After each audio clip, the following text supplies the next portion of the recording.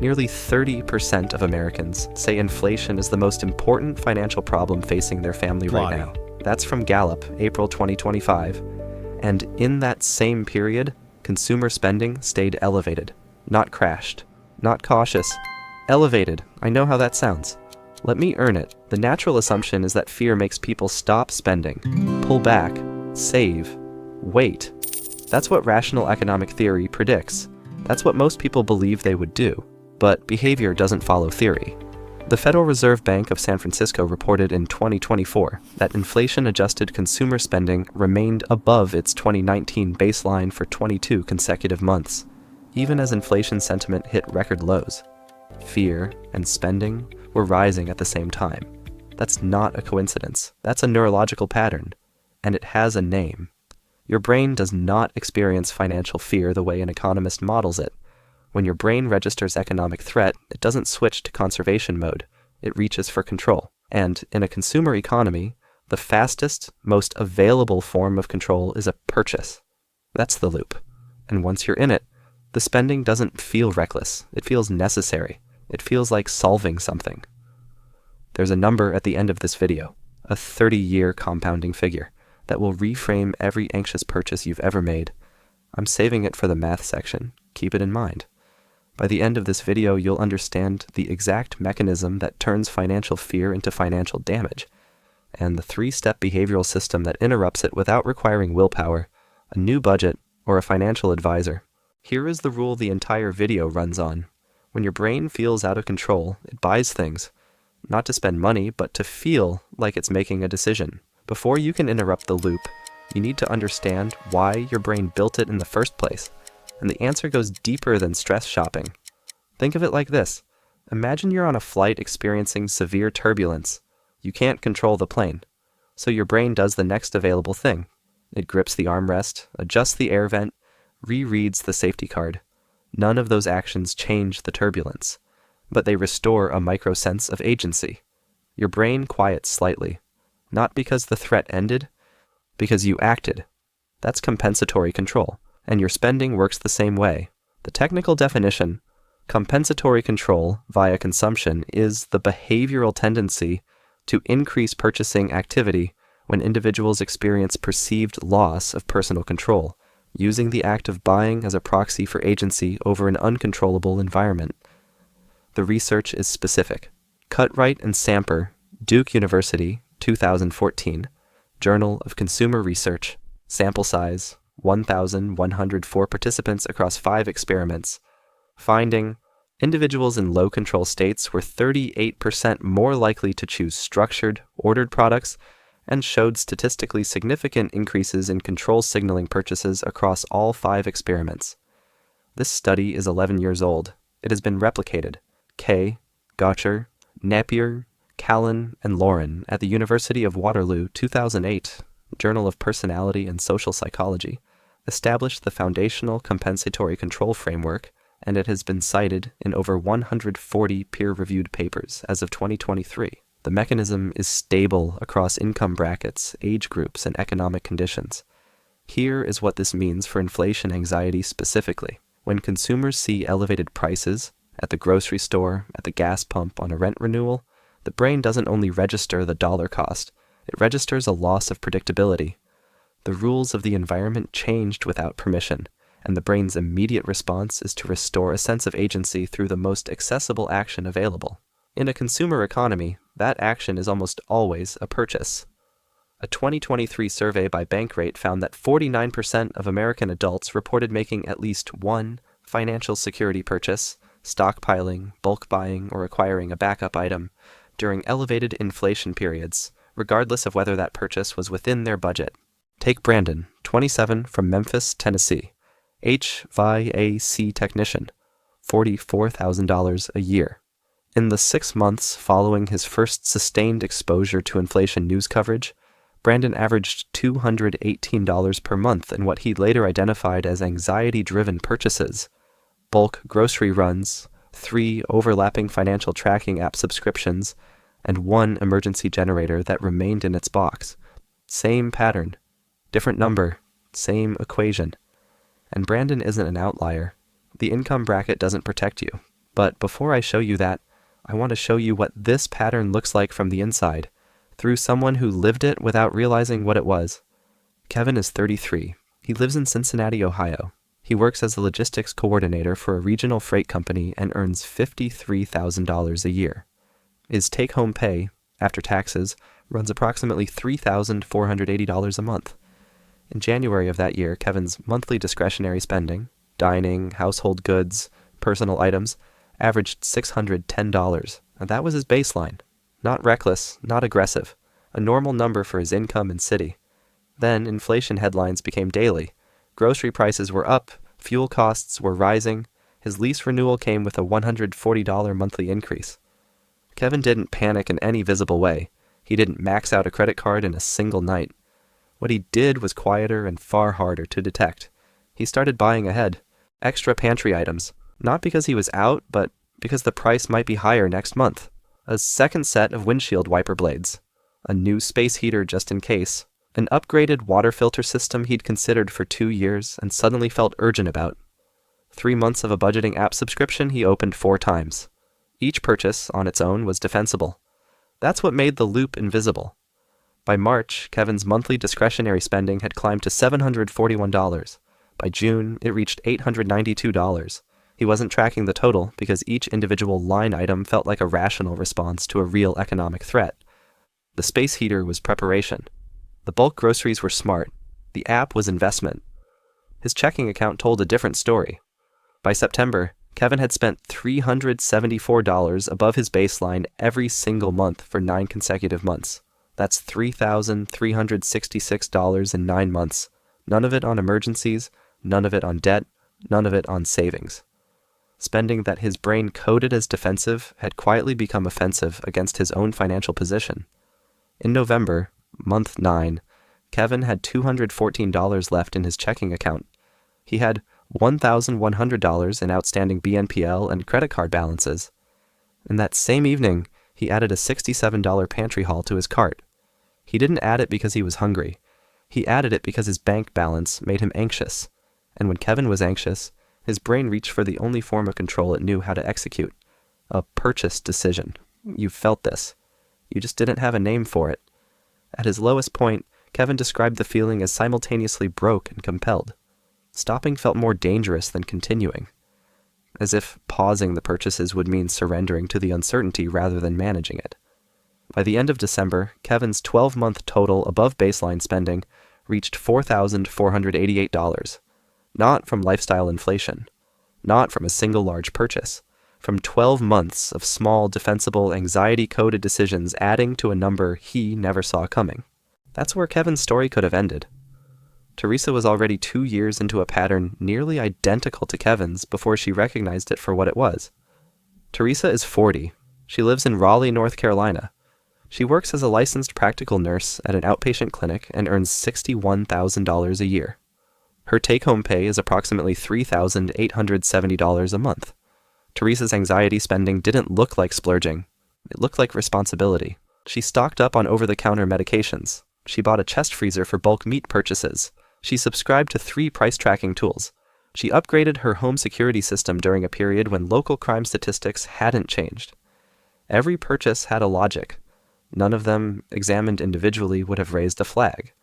What Theresa noticed, 14 months into the pattern, was not a single large charge. It was a question she couldn't answer. Where did the month go? She ran a 3-month audit of her bank and credit card statements. She tagged every non-bill purchase made within 4 hours of one specific trigger, consuming financial news or checking her bank balance. The results were specific. Over those 3 months, 71% of her non-essential purchases occurred within that 4-hour window. Theresa had been running what she later called a threat spend audit without knowing that's what it was. She named it when she shared it with a friend. The mechanism was straightforward. She kept the system simple because she'd tried complex systems before and abandoned them within 6 weeks. Every non-bill purchase got one of 3 tags: need, habit, anxiety buy. The tag was applied at the moment of impulse, not after purchase. She set a single rule for the anxiety buy category only: a 48-hour hold before completing the transaction. No restrictions on needs, no restrictions on habits. just a 2-day pause on the purchases she could identify in real time as responses to threat rather than actual requirements. In month 1, she identified $187 in anxiety buy transactions and held all of them. She completed $41 worth after 48 hours. She didn't complete $146 worth. The 48-hour window didn't eliminate the anxiety. It just inserted enough time for the brain's compensatory control mechanism to deactivate. The urgency that felt real in the moment of anxiety was gone 48 hours later, because the threat hadn't actually required a purchase response. The purchase had been the brain's solution to a feeling, not to a problem. Claudia, 44, from Seattle, Washington, senior project manager at a tech firm, $112,000 a year, ran the same audit independently after reading about compensatory control in a research brief. Her anxiety spend average across 14 months came to $631 per month. Higher income, wider spending range, not a different pattern, the same one. Back to Theresa. By month 9 of her audit system, the numbers were clean. She had redirected $3,312 in identified anxiety-driven purchases into a dedicated high-yield savings account. She hadn't changed her income. She hadn't changed jobs. She hadn't restructured her budget or hired a financial planner. She changed one input, the 4-hour window, between financial news exposure and purchasing behavior. The number at the end of 9 months was $3,312. That's the resolution. No triumph. Just the number. Earlier, I mentioned a 30-year compounding number. Here it is. But I want to build to it correctly because the full weight of it only lands if you see the baseline first. Let's start with Kevin's number. Step 1. The baseline number. Kevin spent $374 above his baseline every month for 12 months. That's $374 a month. Every month. Not on debt. Not on emergencies. On anxiety-coded purchases that his brain categorized as control. Step 2. The 1-year reality. That's $4,488 a year. For context, the USDA's 2024 official food plan reports that a moderate-cost grocery budget for a single adult runs approximately $4,510 annually. Kevin spent the equivalent of his entire annual grocery budget on purchases that were responses to anxiety. Not hunger, not necessity, not a single planned goal. Step 3. The 10-year compounding loss. If Kevin had redirected $374 per month into an index fund tracking the S&P 500 historical average, 7% annually inflation adjusted, that monthly figure becomes $64,969 over 10 years. That's not a feeling. That's a number. Step 4. The 30-year retirement cost. Extended to 30 years at 7%, $374 per month compounds to $452,379. Kevin is 33. If the anxiety spend loop runs unchecked from today to his retirement at 63, the cost is not $4,488. The cost is $452,379 in foregone compounding alone, using a conservative return assumption. That figure doesn't include the credit card balances, the BNPL interest, or the opportunity cost of the checking account shortfalls those months created. The median American retirement savings balance for adults aged 35 to 44 is $45,000, according to the Federal Reserve's 2022 Survey of Consumer Finances. Kevin's anxiety spend loop, if uninterrupted, costs more than 10 times that median balance over 30 years.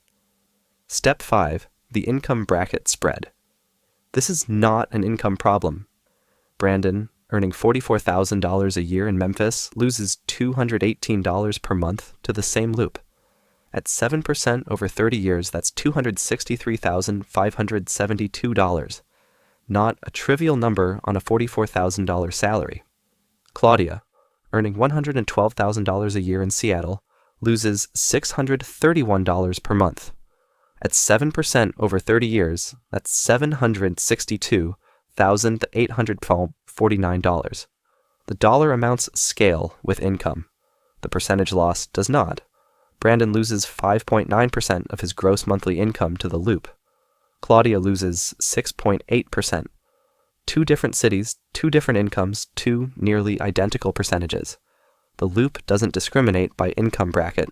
It operates on the same neurological hardware regardless of the number on your paycheck. Step 6. The reframe line.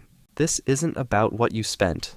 It's about what that spending decided for you, without your permission. I want to be honest about this. The Cutright and Samper study was conducted under controlled laboratory conditions. Real-world anxiety spending is messier, shaped by relationship dynamics, past financial trauma, housing instability, and debt loads the research doesn't capture. The 48-hour hold rule that worked for Theresa will not work identically for everyone. Behavior change in conditions of genuine financial stress is harder than any study protocol reflects. This video explains a psychological pattern observed in peer-reviewed research. It is not financial advice. It does not account for your specific income, debt, or risk tolerance. The fix is not willpower. Willpower operates in the prefrontal cortex. The anxiety spend loop operates in the limbic system. Trying to outthink a threat response with discipline is the wrong tool for the right problem. These 3 interventions change the environment, not the person. That's the difference between a rule you keep for 3 weeks and a system that runs on its own. Intervention 1. The threat spend audit. Pull the last 90 days of bank and credit card transactions. Tag every non-bill purchase made within 4 hours of one of these 3 triggers: checking your bank balance, consuming financial news, or reading inflation-related content. Total the tagged purchases. That single number tells you the monthly cost of your anxiety loop with no estimation and no guesswork. Most people who run this audit for the first time find the number is between $140 and $420 per month. You cannot interrupt a pattern you haven't measured. Intervention 2. The 48-hour hold rule. This is the environment design intervention. On your phone, create a note titled Anxiety Buy Hold. Every time you identify a purchase, in real time, at the moment of impulse, as a response to financial anxiety rather than an actual need, move it to that note instead of completing the transaction. Set a phone calendar reminder 48 hours out. If you still want the item in 48 hours, buy it. Most items in that note will not survive 48 hours. The 48-hour window doesn't require discipline. It just requires one decision at the moment of impulse instead of 0 decisions. That single friction point is enough to deactivate the compensatory control mechanism, because it inserts time between the threat trigger and the purchasing behavior. Intervention 3. The redirect account. Open a separate checking account at a bank different from your primary institution. Name it with your audit number. If your audit showed $374 per month in anxiety buy spending, name the account $374. Redirect. Set an automatic transfer of that exact amount on the first of every month. You are not cutting the spending. You are redirecting the dollar toward a destination your future self chose. Before the next anxiety trigger fires, the account name functions as a cognitive anchor. Every time you see it, your brain receives a micro reframe. This money already has a decision attached to it. That reframe reduces the probability of compensatory spending in the same pay period by removing the perception of unallocated funds. Theresa redirected $3,312 in 9 months. She didn't restructure her life. She didn't change her income. She changed the 4-hour window between financial news and purchasing behavior, and she gave that window a name. What you know now that you didn't know at the start of this video: your brain's response to financial fear is not irrational. It's a control restoration mechanism running exactly as designed.